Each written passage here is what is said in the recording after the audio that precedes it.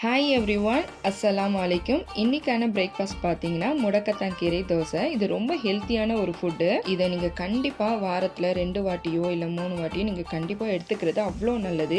ஏன்னா இப்போ உள்ள காலகட்டத்தில் சிறு வயதிலே எலும்பு தேய்மானம், மூட்டு வலி, கால் வலி பிரச்சனை அதிகமாக இருக்கிறவங்களுக்கு இது ரொம்ப ரொம்ப நல்லது. வரத்துக்கு முன்னாடி நீங்கள் இதெல்லாம் சாப்பிட்டுக்கிறதும் ரொம்பவே நல்லது. இது எப்படின்னா மிளகு, சீரகம், பூண்டு, அதுக்கப்புறம் வெங்காயம், பச்சை மிளகாய் இதெல்லாம் இந்த கீரையோட வதக்கி அரைச்சி நம்ம வீட்டில் யூஸ் பண்ற தோசை மாவுல கலந்து நான் தோசை சுட்டேன். ஸோ இதே மாதிரி நீங்களும் தோசை சுட்டு சாப்பிடலாம். இதனுடைய பெனிஃபிட் பார்த்தீங்கன்னா இந்த முடக்கத்தான் கீரை தினமும் காலையில வெறும் வயிற்றுல சாப்பிட்டா மூட்டு வலி குணமாகவும் சொல்றாங்க. அது மட்டும் இல்லாம இப்படி தோசை மாவுல முடக்கத்தான் கீரையை கலந்து தோசை செஞ்சு சாப்பிடலாம். நம்ம முன்னோர்கள் வாரம் 2 அல்லது 3 நாட்கள் முடக்கத்தான் கீரை தோசை சாப்பிடுவாங்களாம். அப்புறம் தோல் வியாதிகளை குணமாக்கும், மாதவிடாய் பிரச்சனைகளையும் தீர்க்குமா. ஸோ மறக்காம இந்த முடக்கத்தான் கீரை தோசை சாப்பிட்டு பழகுங்க.